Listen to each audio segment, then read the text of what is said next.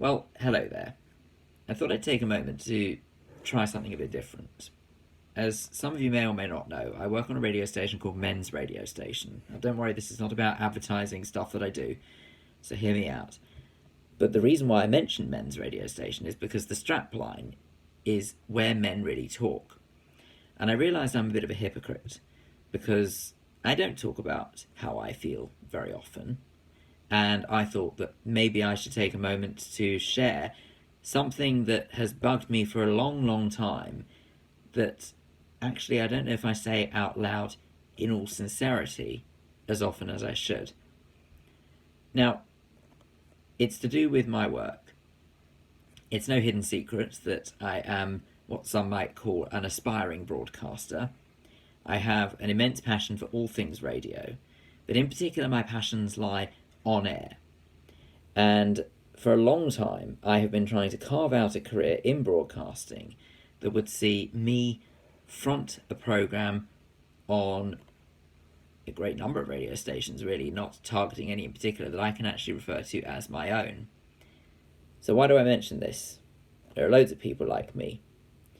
Well, I wonder, and feel free to tell me if this is the case, whether or not it is just me or not, if it makes you feel the same.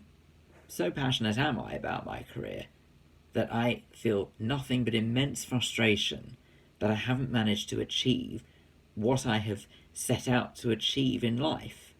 Now, I don't know whether or not anyone would necessarily deem what I have done as failure.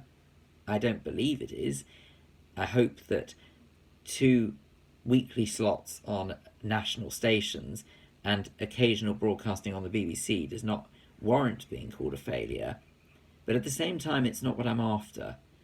And so for that reason alone, it makes me feel like I have failed, or at least I have not yet succeeded in what I want to achieve. And I recognize that this is probably a me problem.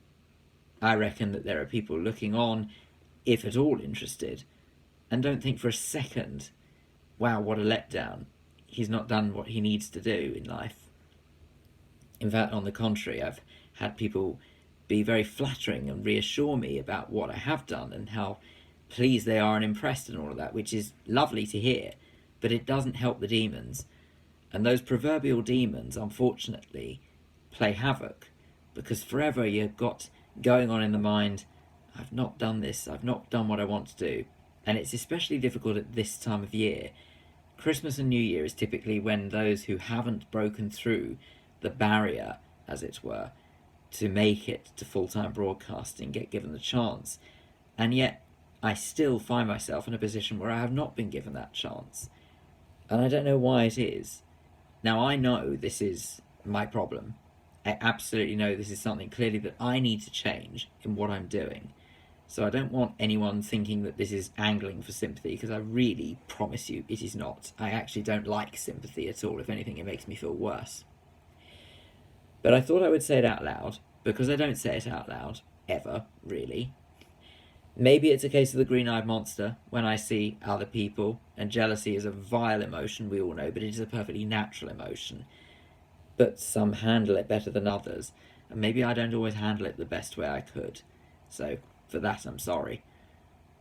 But I thought I would say it because I hope, if nothing else comes from this, maybe others will look on and think, maybe I don't say what I need to say out loud very often. And if it inspires you to do so, well then great. It's been for something at least.